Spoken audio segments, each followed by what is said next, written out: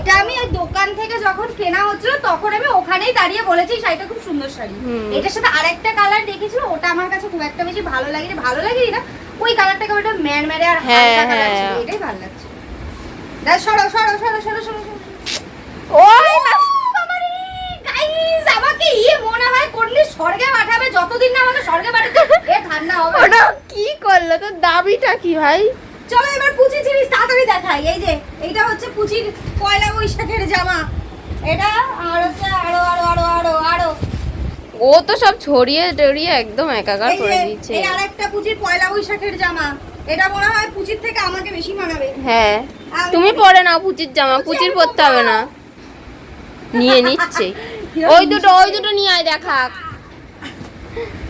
চলো আর দুটো জামা আছে, এই একটা হচ্ছে রেড জামা, এই জামাটাও ভীষণ সুন্দর লাগছে।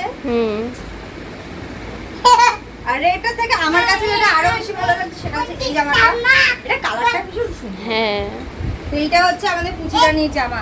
পুচি রানী 4টে জামা কিনলো, তাহলে ভাবো পুচি রানী কিন্তু লাভ। 4টে জামা 2টো প্যান্ট, আর এই যে পুচি রানীর 2খানা ছোট ছোট প্যান্ট, এগুলো আমি পরবো।